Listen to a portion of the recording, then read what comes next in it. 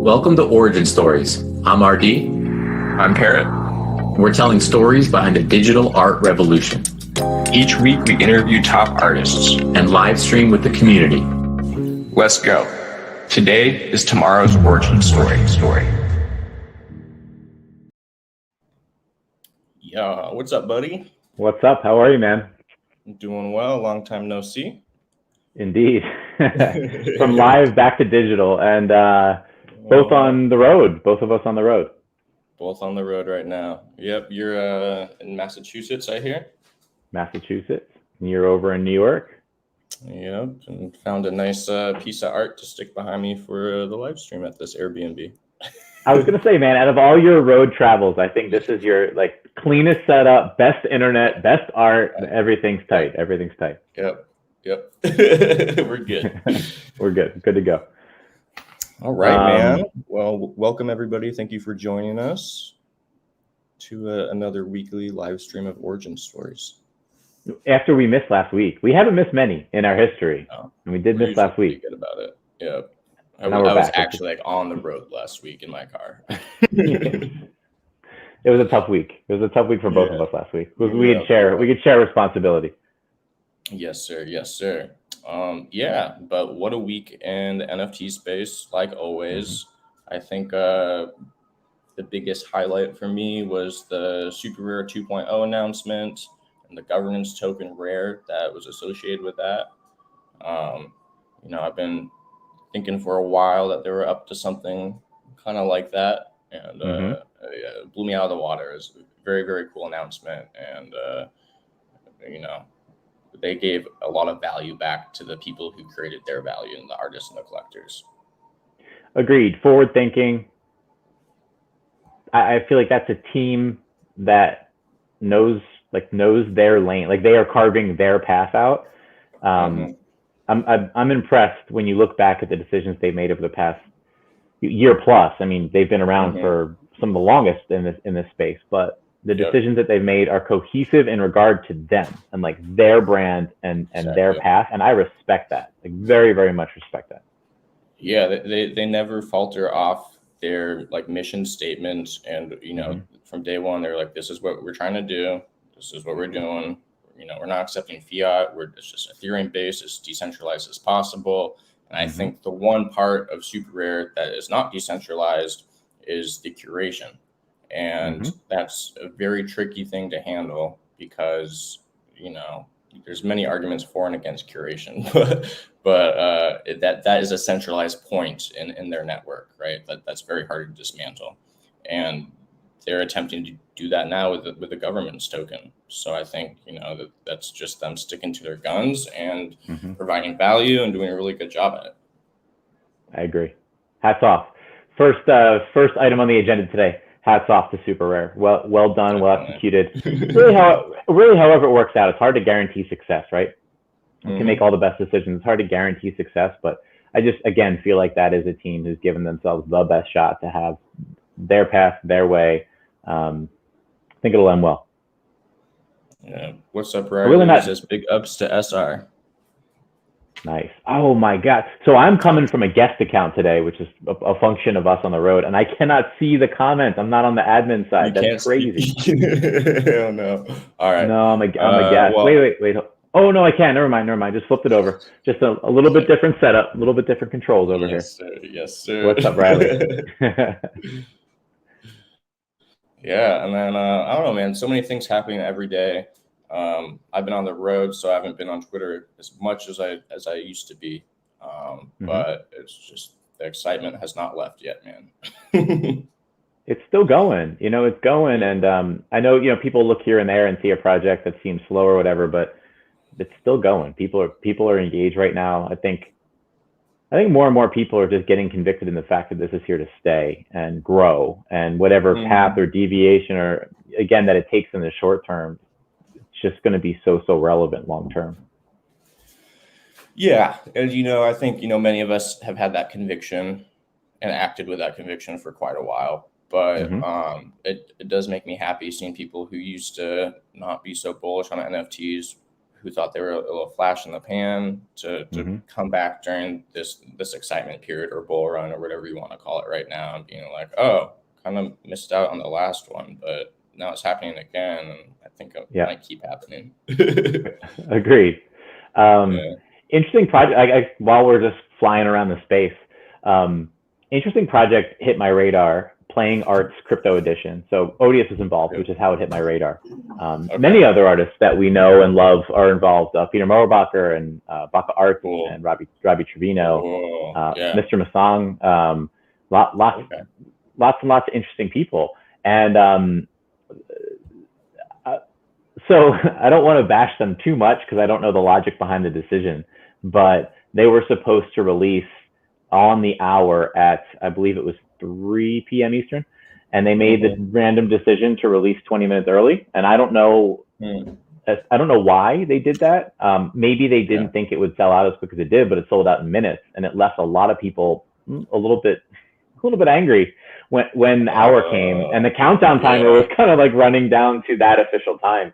But it left a lot of people on the outside looking in. So there's a lot of people who are trying to mint at a specific time, but it sold out 20 minutes before that. Yeah, exactly. And like, there's no one kind of knows why they did that, why they approached it that way. So it left a lot of people a bit confused. Sounds like a lack of communication. It sounds like the same thing. I was trying to read between the lines. I did pick up some. I was trying to get an Odious, which I think I failed at, but I think they'll have a few more to reveal, so we'll see. But I think maybe they didn't expect it would all go as fast, and so they thought they would get a jump on gas wars and whatnot. Maybe. I don't know. Yeah. I don't know. Mistakes happen, I guess. Yeah, things happen. Like a daily occurrence in space. Yeah, definitely. That's cool though. I'll have to check those out. I know Odious mentioned something to me about those, but I did not get a chance to take a peek yet. And our friend Odious too. I mean, that man is in demand. I mean, his were flying off the shelves last I checked. I bet. So yeah. just like everyone's trying. It's like they're in reveal mode right now. So I feel like every time an Odious gets revealed and put up for sale, it just gets snatched. So I think I'm out of luck. That's an interesting mechanic too. How do you feel about that? I think on one hand you have you go and mint it and you immediately know what you get, and it's not a mystery. And then there's the new mechanic we've been seeing a lot lately, that is you go and mint it and it's a mystery until a certain date. What's your thoughts on that and how it affects secondary and floor prices? I mean, I certainly understand why it's done. I think like anticipating or waiting for the reveal, it kind of gives like the secondary market two lives. There's the initial life when the unrevealed mints hit OpenSea, right? So you can see that they've been minted, but you have no idea what they are. And those trade, people are still trying to factor in, how they value rarities or the chance at rarities. It's a bit like the lottery there, right? And then there's the second secondary, which is when they reveal. I think the issue is, and what people should watch out for is, especially the flippers. I don't know why I'm going to give the flippers a little advice here, but maybe they just don't care. But there's, people listing for profit, but then there's this blip where things start to rolling reveal, and you see a lot of people get caught. Like you see people get caught where, let's say, the most exclusive card or like the highest value, artist or concept within a project hits, and then someone just snatches it out. And so the person was pricing based on just flipping an unrevealed card or something for profit. It gets revealed, they can't delist or change it fast enough, and then boom, gone. Right. Yeah. For example, Odious. Let's take Playing Art's crypto edition, right? Odious is one of the higher cards in demand. You have an unrevealed card. That person lists it for, let's say, double the mint price and feels like, oh, I'll be happy with this. All of a sudden on the rolling reveal, you see, Odious, King of Hearts or whatever. Yeah. Someone snatches it, see ya. And all of a sudden that was something that would have traded at 10x or so. Yeah. I guess the people have to kind of hedge their bets and see if they're, I guess, a flipper who come through and do that with multiple projects every day and have a slow accumulation of, building up that 2x here and there, especially, if someone mints it. I think that's where the big profit point is, unless you spend it all on gas. So, but it's, a lot of hedging the bets there. But yeah, I feel like that mechanic is almost adds like an extra layer of FOMO, like a cushion of FOMO in between the minting and the secondary. And I don't know if I like that or not. It's got pros and cons. I honestly don't know. It's got pros and cons for sure, Yeah. Yeah. And, I've seen some projects that, I've seen some projects that they trade more, like the floor price of the unrevealed is higher than the floor price of when it's revealed, which is interesting too. Yeah. I mean, but it makes sense, right? Because people are factoring in their chances at the exclusives or the rare traits or whatnot. So you see that plummet, like you kind of roll your dice, and then if you end up with an unrare or a common, whatever the animal or whatever the project is, you end up with a common, that floor is going to plummet pretty fast. Wild time. Now I can see the comments. Allison, what's up? Confucifer, what's going on? ETH X RD in the wild. Yeah, I'm here. Trees, lots of trees. Love that. Yeah. Love that. Yeah, we'll be here for next one too. Next live stream as well. Yeah, so we got two with this backdrop. Awesome. No idea where I will be next week. Yeah, this guy is way more in the wild than I am right now. Road warrior. Yeah. Yeah, cool, man. And I can't remember because we skipped last week. So I'm trying to think about last week too, and some thoughts I was having that I wanted to put on the live stream that I did not get a chance to yet. So I don't think I talked about this, but it's interesting seeing all the DeFi people and all the altcoin people. And, like on Twitter, I have some private lists. Some of it's just like close crypto art friends and people I never want to miss their tweets. And I have a list that's basically just people who are really good at reading charts and trading altcoins and stuff. And that whole entire list turned into a Pudgy Penguin frenzy last week, where I was like, wait a minute, I can't even look at this list. I have no idea what to do with any of my coins because everyone's just talking about NFTs right now. Just great, honestly. A net win, I'd say. But it was just interesting seeing how fast that happened and how, I just think so many people saw punks and Bored Apes and had FOMO from that. And they're like, all right, we're doing penguins now. So I'm a little cynical, man. I wrote this in the RD report this week. Great report. I want to know. Oh, thank you, man. I'm firmly in the camp that when it came to Pudgy Penguins, there was or multiple short-term trading communities that decided to pump it. And I just want to know, I'm not privy to some of those groups, but I also understand that they're pretty savage groups that can drive something completely through the roof. Sure. Yeah. So I'm curious as to what got involved and why it vaulted so high.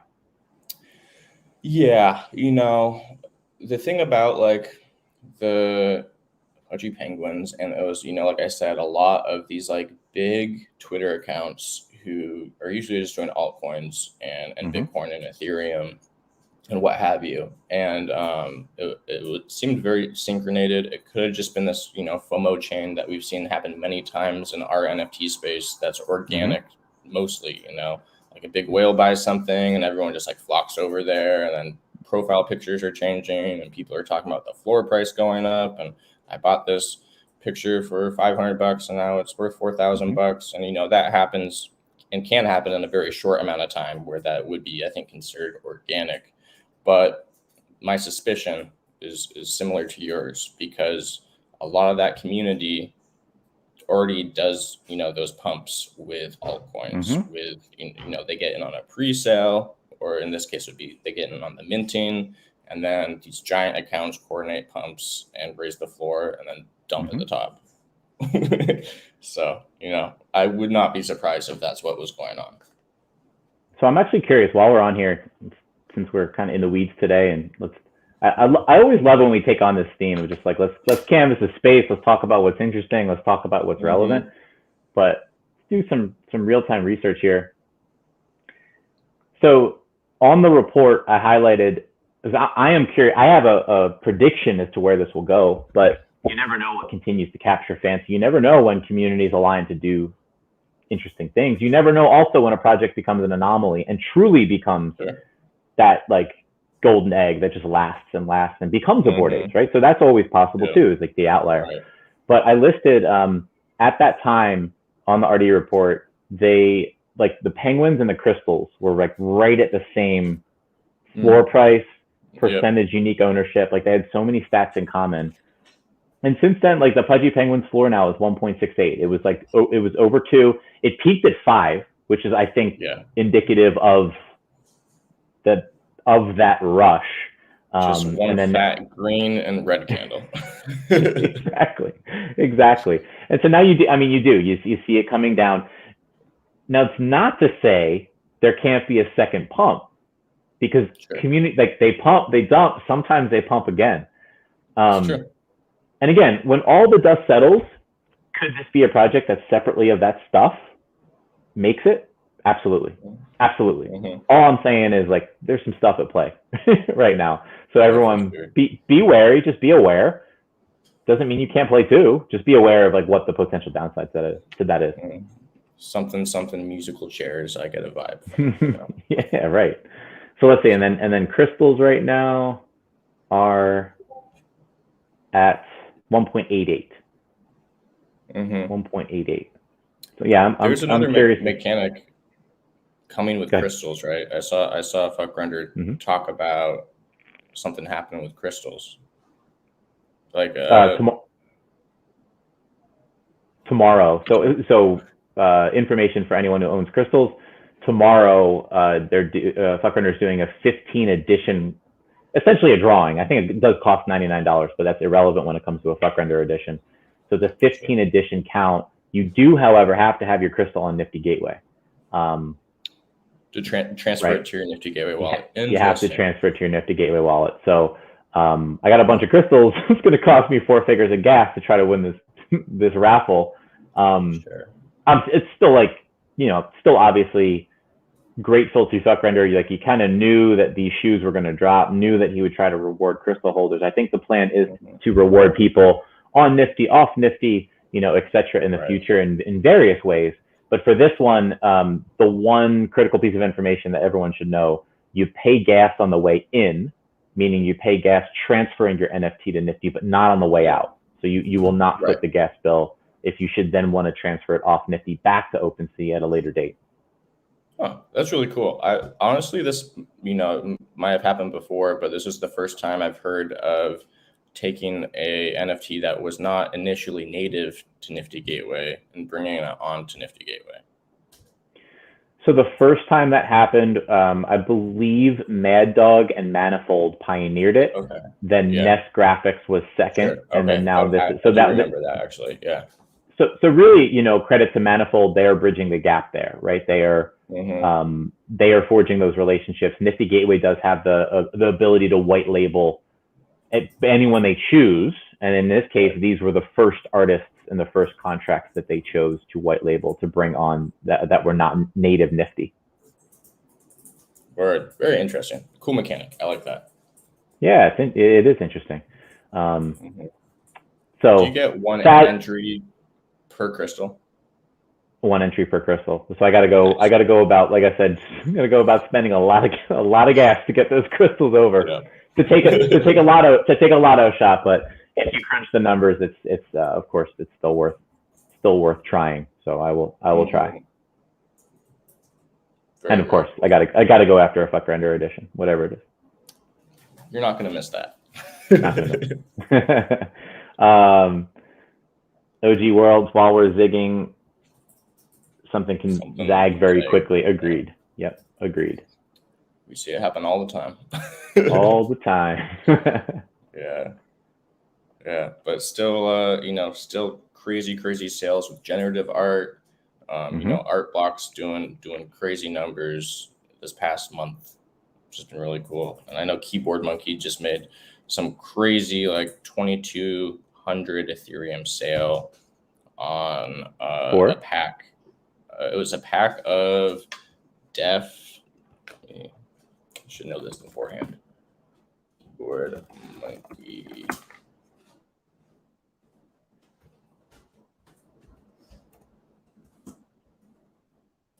Keyboard Monkey out there doing things. He's crazy. You saw the punk overnight flip essentially that turned into $1 million in profit, but then if he waited like another week, what would it have been? Another $2 million or something? Yeah, exactly. Def Beef is the project. So I guess 3 months ago he bought this pack of Def Beef, which honestly was my first time hearing about this project, and I'm not super familiar with it, but it looks to be a generative art project. So I guess Keyboard Monkey bought it for 110 ETH 3 months ago, and then sold it for 2,200 ETH 2 days ago, yesterday. Not bad. Not bad at all. Yeah, he's really is a king of flipping high value projects like that.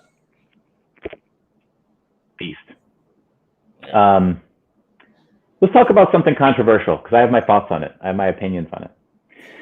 And I wrote a post about it today. And okay, so Boss Logic had a drop last night. Boss drops. So it's essentially a project. We can get into the mechanics of it, but I just want to say this: like, I really like Boss Logic. I really like Boss Logic. I like him as a human being. And so a lot of times, me personally, I start evaluating based on the human being and then walk it forward. So I usually go human being to artist and art, and then to like mission concept, socials, understanding of community, etc. But that's usually my order of operation. Now I just want to be very, very blunt. I really believe in Boss Logic as a human being. Walking it forward to the next step, I really believe in his art as well. I think he's really carved out an incredible spot for himself. Like I had my thing with Forever Mambos. Like I love that Kobe Bryant piece. I love a lot of the other things that he's done. And so I want to say I'm biased, but I'm also unbiased in this, in knowing that like, you know, this NFT community, which I love, it can get pretty harsh sometimes. Like it can kind of pile on in some different ways. Yeah. And so I say that this is a controversial thing because I think, you know, Boss with his status, I think there are a lot of folks in the community who, you know, maybe wanted some creative mechanics at certain points, maybe wanted some other things that they didn't get, right? And so they look around at various pieces of Boss art and they have their feelings about it. Then you have the advocates who just love his art no matter what, right? So he's an interesting guy. And again, that comes with the status. Now he drops this. So Boss Drops is a project to fund the Boss Logic universe, the BLU. Okay. And it's a sequence of like, have you seen it? Am I saying things that you already know? No, I haven't seen it yet. Cool. I've heard of Boss Drops, but that's about it. Okay. And Robbie Trevino in here says controversy. Robbie's stirring the pot. What's going on, man? So essentially it's a sequence of gauntlets. So it's the Thanos style gauntlets with different designs. A lot of the designs are playing on big brands. So like making, you know, fun light of big brands, and they'll all turn into art pieces. And then there's this roadmap and etc. But essentially what you're doing is if you're buying a gauntlet, you're buying into Boss Logic's universe. You're buying into his future metaverse. The mint price was set at 0.269. So you see a lot of the let's say animal PFP projects, and usually they mint at like 0.08, 0.1, 0.12, you know, something like that. Sure. Okay, so you have this, like, a lot of people view it as expensive. Some people have the pre-existing notions of maybe they wanted this mechanic in the past or whatever. But man, I look at this project setup, and it caused me to write a post earlier today. It's about like future projection. It's like sometimes when something doesn't line up with like the NFT community right now, but it may line up with the future of the NFT space, which is going to be everything and everywhere, right? You see like all the social networks, Instagram and TikTok, all the social networks are coming out with NFTs. It's going to be everywhere. Me personally, right here, and I could be dead wrong, but hey, I put myself on the line every day. I see the Boss Logic universe as aligning up really well with where this could go. I look at it as a top artist with a lot of connections and relationships, works with a lot of big brands, big studios, so those relationships are cemented. Doesn't take many mental gymnastics to project that, he's kind of treating this as a Kickstarter to a metaverse game, and has some ideas surrounding that, has laid out some of that roadmap. Mm-hmm. I don't know, man. I think in terms of future bets on somebody and a concept that could do really, really solid things down the road, I really like it. I just really like it. Oh, cool. I'll have to check it out. I was getting ready for you to talk mad shit, and I was like, Roger, no. I'm going the other way. And I respect. I'm not going to put anyone. I'm going to leave it at that name. There's at least one name that I greatly respect, who's on the other side of that. Mm-hmm. And I just don't see it. I'm just not there. I'm on the other side. And so I'm going to speak very positively about the person behind the project, the art, and then what that project could be down the road. I understand the other opinions, and that's the beauty of it. That's the beauty of it. And so, what did I say? I said, with dissonance comes opportunity, right? If there was no dissonance, if everyone was bullish, then it'd be gas wars to get in. It would rocket, and that would be that. And if it was the other way, the project would flop. So, hey, there are opinions on both sides. Friction is needed sometimes. Exactly. Discomfort is a precursor for change. Yeah, exactly. So that is something I've been thinking a lot about today. Cool. Yeah, I'll have to go check that out. That sounds really cool, and I'm not super familiar with it. Obviously, a fan of Boss Logic's work, and he's just a legend in the illustration and digital art and fan art as well. He has a very cool origin story, as Allison says. Yes, Boss does. He for sure does.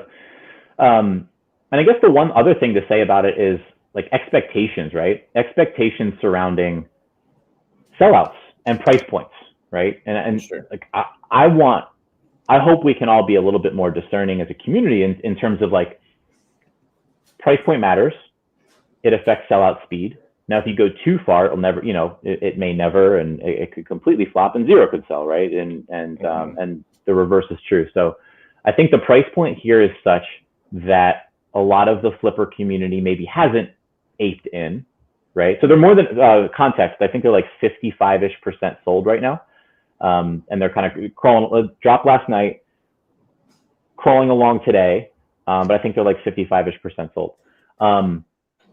But I want to do that extra layer of thought. I think it still is a pretty successful release. We should think about where that price point is. We should think about the type of people that it encourages to buy and the type of people that may stay away at that price point. Right. Yeah. I mean, like I said, I don't know much about this. Is there rarity traits and mechanics like that would provide, I want to say, a healthy secondary market, but opportunities for these flippers to ape in and make profit off of it? So there's there's a certain number of high end, I think they're called legendary cards or not cards, gauntlets or art pieces. So I think there's 50 or 60 of the high end. Cool. That are seated in there. I'll mint 4 of them right now.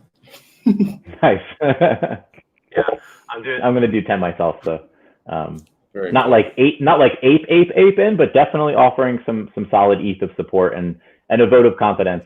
I would not be surprised down the road, just for this to be one of those things that once it gets post mint and some certain steps are taken, that it's okay, this is interesting, this is serious, this is exciting, and it's one of those things that could potentially pick up some steam later. Yeah, I still think, for however early we are, the majority of these generative and projects that are taking the NFT marketplace by storm right now, the majority of people buying those are people who are gambling and they want to make profit. And that's great. I love profit. I've partaken in some of them myself. It's fun. The utility is gambling though, where it's that is the point of it. That's the fun of it. That's the risk of it, you know, that's where the adrenaline comes from, the dopamine. But I think when projects have actual utility, it can defer that sometimes because people like, you know, I'll buy 4 of these right now, hoping that this is going to be a really cool project down the road, not because I think I can do a quick flip on them. And I think when that utility is there, it defers people like me, who, you know, are long on NFTs to flip it, so that could potentially hurt a secondary market. And then there's people who are just looking for the profit, and it is kind of like this feedback loop of why it doesn't take off as hard as something like Pudgy Penguins, where it's just like people look at that and they're like, oh, let's turn $500 into $5,000, you know? Yep. So and that's why I still think we're early to all this, because the utility has yet to be shown in so many of these things. And once that's there, that's where the value will, you know, that's where the rubber meets the road and the value actually happens. Agreed. And also it's like, you have certain people that I can shout out that are like so finger on the pulse, and I'll sing their praises until the cows come home. One person I'm really invested in and I love, and another person who I'm not invested in and I love. So let me just give the shine there. And I'm talking about like Fuckrender and Nest Graphics, I think are 2 fabulous examples, both of whom I love. Again, one who I have a lot of work from, one who I don't. But I think that they like finger on the pulse, they get it, they get the community, they know how to write, they know how to excite the community. They've always delivered to date. Like I could just sing both of their praises over and over and over again. Same here. You then have other artists, and this is again what I think takes more projection and a greater timeline than we have had currently in the modern, call it the modern post-parabolic NFT space, right? Sure. It's not a lot of time. And you have someone like Boss, who maybe isn't doing what Fuckrender and Ness are in the community. I think he's involved. I think he's more involved than some folks of his stature have been, right? I think we could say that. But he's not involved to the extent that's like constantly like reworking mechanics and firing people up. He's not doing that. And I think he's caught some flack for that. But I think that's short-sighted. Okay. Because I think now if you have him essentially kickstarting through an NFT project, a Boss metaverse, if all his efforts get focused there, or if the majority of his efforts get focused there, and essentially that you know, that's a projection too, but I believe that. So if all of a sudden his efforts get focused there, what could he do with that? I think the sky's the limit. And so we'll see. Yeah. J-Ram says, how could you doubt Boss with the history that he has? Hey man, I agree. And shout out J-Ram, by the way. Yes, sir. The boy. Cool. Right. All right. Well, I'll get off my random soapbox there. No, I agree with all that though. And I think you brought up a really good point that there, you know, it hasn't been that long. It takes a while for, you know, like myself included as an artist, it takes a while to think up certain ideas and then try to execute it to the best of my ability, right? You don't want people rushing that kind of stuff is the thing. It's because like we're thinking 10 years down the road, like how can we put these pieces in place to make sure in 10 years from now, everything makes sense and is consistent and stuff like that. And I think, you know, Fuckrender and Ness are 2 of the most shining examples of people who have been able to like understand that so quickly and then execute it like so greatly. And that's why they stand out right now. And I think there's a ton of other artists out there who will do that over a longer time frame. And I do think Boss Logic fits in with that. So, yep, got 4 of them. Let's go. They have not been revealed yet, though. No, so they're doing post mint reveal. So that there's no, like, you know, one of the only animal projects that I've had fun with to date is Supducks. And sure. They ran into a bit of a snafu where when they were minted, so they had this, you know, when you minted, you received an egg in your OpenSea, and then the eggs would hatch, right? Mm-hmm. But the problem was is they left, for lack of a better word, like a functional bug in the code where someone could go in and figure out whether one of the super duper duper rare ducks was in that egg. And so you actually had people lobbying like big bids, like absurd bids on certain eggs that were theoretically unhatched, but had been found out to be the super duper rare ones. And actually one person sold the, Ooh. yeah, It's rough interesting time. when things So, like that happen. And once again, it's how early we are that like, and how, rushed some of these projects are, where there's, security breaches like that and what should be a pretty airtight product. And then as soon as something like that happens, it kind of, pops a hole in that balloon where the whole project starts losing value because of that. Even the super rare ones, I don't know what they sold for or anything. If someone found those and bought them for cheap and flipped them, but even that, like, it probably would have gone for much higher if that breach was not there in the first place.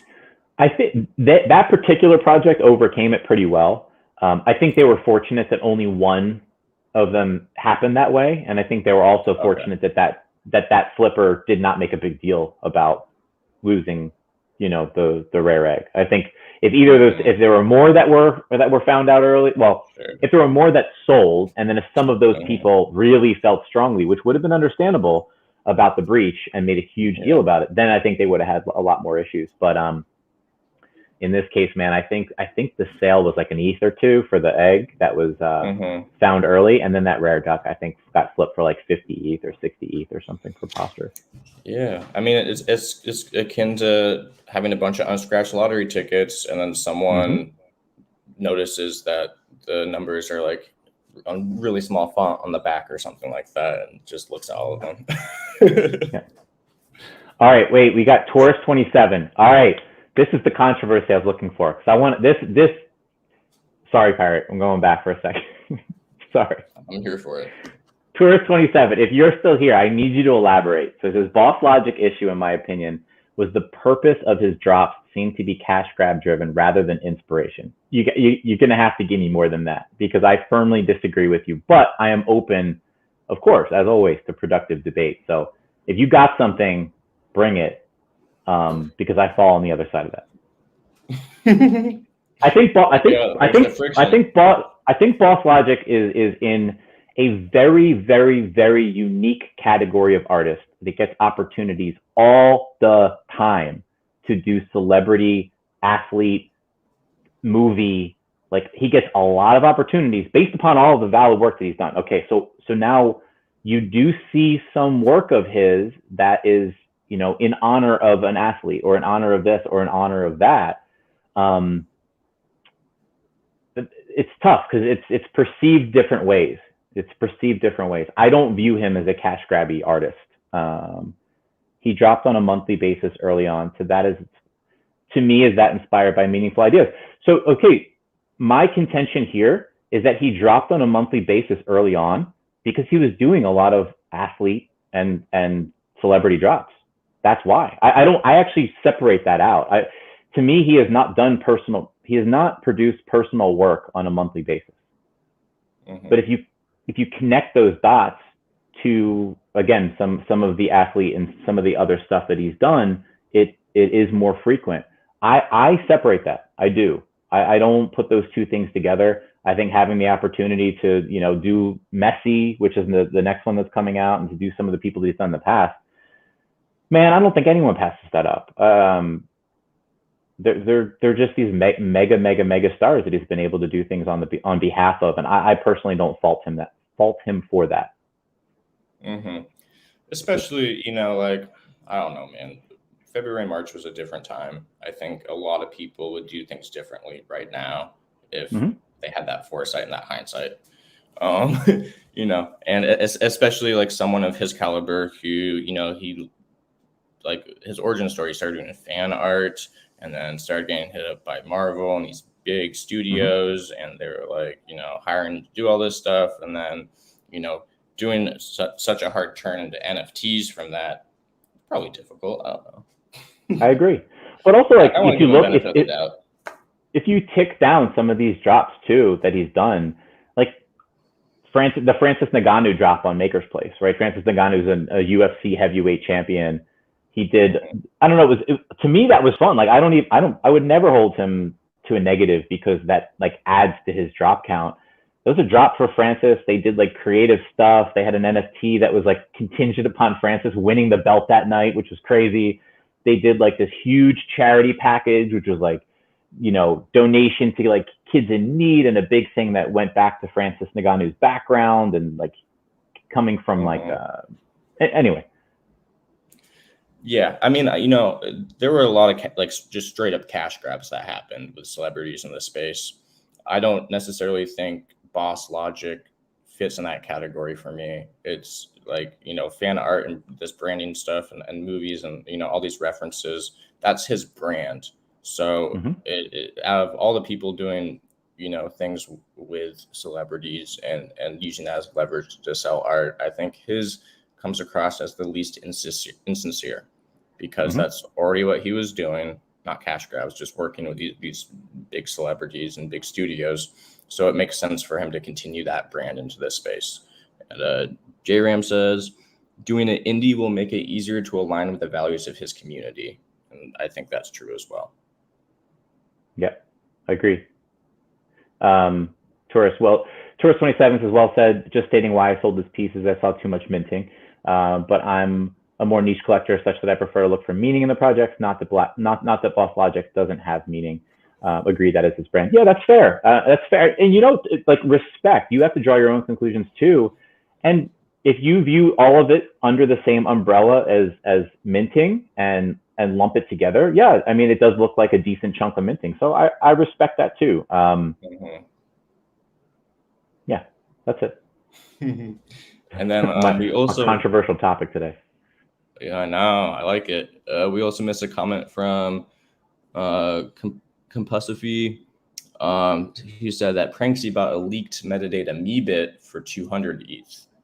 And I actually remember that happening. And it was when we were talking about the subducts, I was like, I feel like this happened with another project. And it was Meebits. That's what happened. Pranksy bought one of the most rare ones because he, I don't know if he found the leak, but someone found the leak and he was the first one to go and grab that super rare one.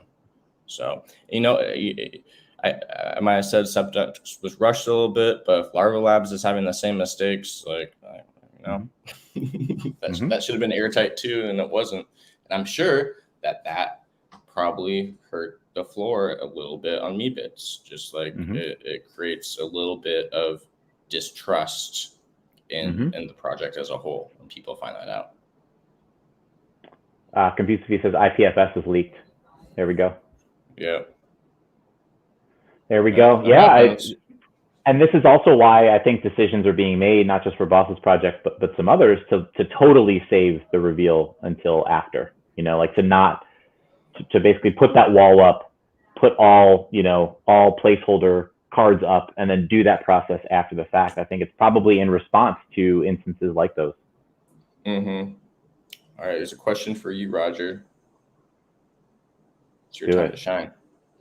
Different subject about artifacts Roger could maybe address. Can you talk about 3D pieces on artifacts and how you view who made them? I view it as a collab. I view it as a collab between the artist and artifacts, and more specifically the artist and Dirk at work. I think you could look at it as like a 50-50 collab in terms of when there are artists who create non-3D works and then Dirk is interpreting those and making them into 3D sculptures.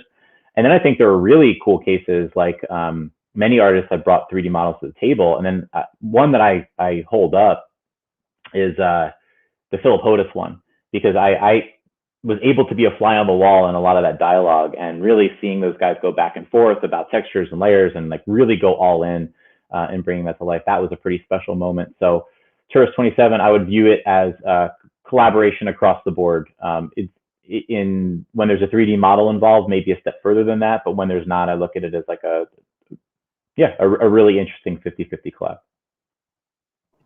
Yeah, I look at it the same way. I think it is very cool. I remember when you told me about that, when you're on board with me and telling me all the artifacts and stuff. And I was like, oh, like this guy's going to take people's art and then turn it into a 3D collab or like a 3D model that has utility and stuff.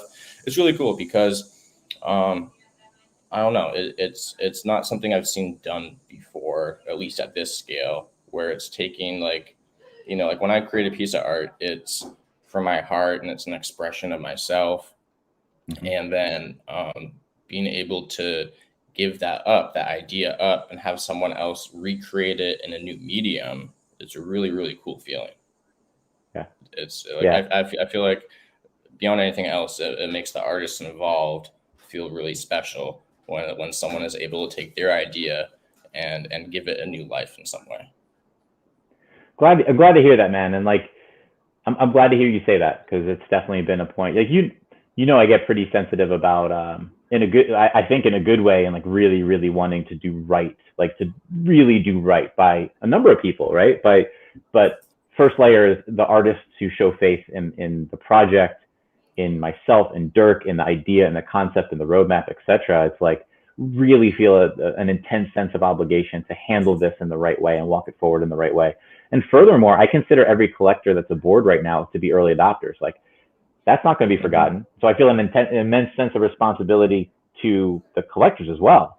And I'll say this: we're working with an artist. I'm not going to say who, and this will be repeated in the future. But you've seen the Unreal Engine teasers. Yes. You've seen, right, the world that we're building. Like, we are really working on an incredible art immersion experience in Unreal Engine, one that we think pushes boundaries, one that we think elevates those sculptures, elevates their utility in some other way. We'll talk about that later. But what I can say is we're working with artists. You'll see who very soon, but it's very much a collaborative effort to bring a piece of this Unreal Engine world to life, and it's a process that we're going to be repeating as we walk down this road. And so stay tuned. Because it's good. I think it'll take what I hope was an incredible teaser as is, and I think that this next step of it should be like another eye opener, and sit back in your chair. Awesome. So yeah, cool. Can't wait. A full belief that it will be like that. Sweet. Then I shall hopefully make it so. We shall hopefully all make it so. Yeah. By the way, getting ready for the next step of releases in Artifacts. Ooh, the next wave. Coming. Very exciting. Wonder who's on it. I don't know. Any guesses? No. Because I already know. Parrott knows things. Parrott knows a lot of things. It's true.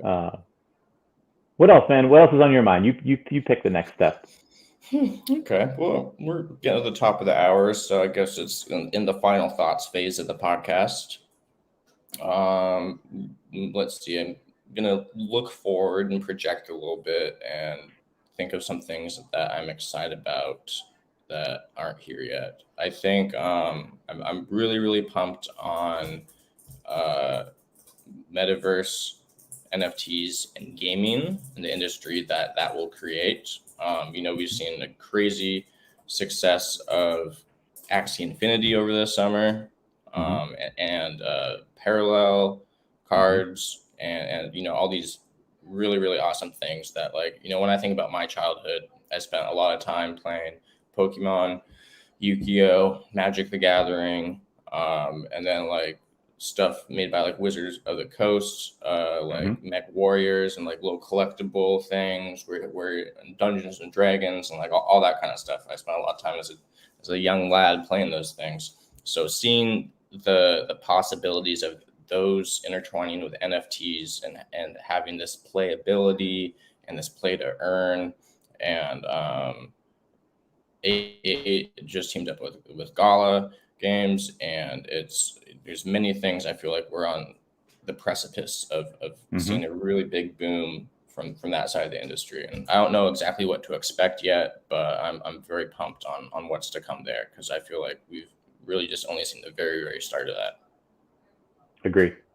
I'd say even Top Shot might go in that category a little bit, where it's that's more collecting, but you could make teams, and they had like brackets, and I can't remember, but you might have been able to play like a fantasy basketball game with the cards you collect. So that's also, I guess, a little bit in that direction. But so much more to come. I'm very excited to see where that will go. I think it's going to take a lot of us by surprise how quickly and forcefully that adaptation happens.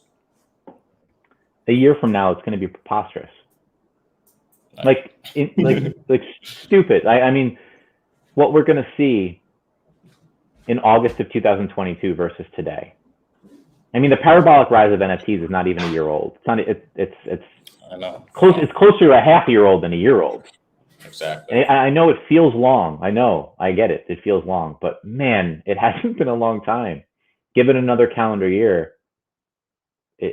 I think all of our minds will be, even those of us who I think feel like we know where it's going, I think it's still going to find ways to surprise us along the way. JRM says 1 year in human years or NFT years, because that's like next week in NFT time. Yeah, human years. So that's going to be like a decade in NFT time. Yeah, at least a decade. Yeah. I mean, Parrott, okay, you go. Oh, okay. I was just going to link back kind of what we said earlier about Fuck Render and Ness and how there's all these other artists out there who are like doing slow builds. I want to shout out Defaced again, doing some crazy stuff. But it's the same thing with NFTs as a whole. I think like it's so indie right now. It's so, I don't want to say rudimentary, but it kind of is like with what we can do. And there's, I guarantee, teams out there of some of the smartest people in the world slowly churning away at the next landscape changing utility of NFTs. And those things take time, just like how artists take time to create what they want to create and, manifest their vision and execute it. Think about how long it takes for like a movie to get produced, from the script to finding a studio for it, to hiring actors, to filming, to post-production, to release to DVD. That's like a multi-year long process because it has so many steps. And like you said, we're closer to a half year of probably when a lot of these people started working on these ideas. So in a year from now, we'll see some crazy shit. In 2 or 3 years, stuff that people are working on right now will just be getting to the public and just be released. And it's just be wild. Let's see. Going over comments real quick. Is Parrott part of or involved with Artifacts? Not officially. Not really at all. I mean, a small part of it, but but it's definitely not a joint venture between Roger and I. I get a lot of alpha from Roger and a lot of excitement from the project, and I'm very bullish on it because I'm bullish on Roger. But I don't have any financial stake in it at all. But is he talking about that, or is he talking about like a part of Artifacts? Oh, I mean, you might see some of my art on there at some point. But... I was gonna say, wink, wink. Did anyone see Times Square? Yeah. I guess we can talk about it since I was in Times Square. So yes, I will have a drop on Artifacts. Can't wait. By the way, Tourist 27. Did you get the Defaced? Did you get that Defaced that I had tweeted out about? I think you did, right? He said, "Oh yeah, thanks for bringing Defaced to our attention." I think there was the other day. I'd been like randomly on Rarible and like looking around Defaced, who I believe in a ton. And we've talked about Defaced a lot recently, I think. Yeah, I was wondering about that too. Seeing some nice. So on Rarible, I'd seen a one of Defaced had gotten relisted. And it was part of a series over there. And I just tweeted out about it. I was like, I own a bunch of Defaced, and let's see, like, I think this is super, super, super undervalued. And I think Tourist 27 got it, which is amazing. I think anyone who has a one Defaced in short order is going to be really really, really happy with those decisions. Yeah, I saw that too. Good grab. All right, top of the hour. I gotta call it. Word. We'll be here next week. Next week. I mean, next year guest. NFT time. We got a special guest next week too. Sweet. We sure do. Special guest next week. All right. Much love. Been mentioned on the podcast today. The name has been mentioned somewhere along the way. We mentioned many names today, but the name's been mentioned today. Yeah. I like that. That's a good hint. Love you, bro. You're on the road. You're in New York. You're doing your thing. Thanks for carving out the time. Glad we're back. We could never go 2 weeks in a row with not doing a live stream. No, that's not happening. All right. All Much right, love, man. everybody. Have fun. Thank you for tuning in again. We'll be back next week. See you, everybody.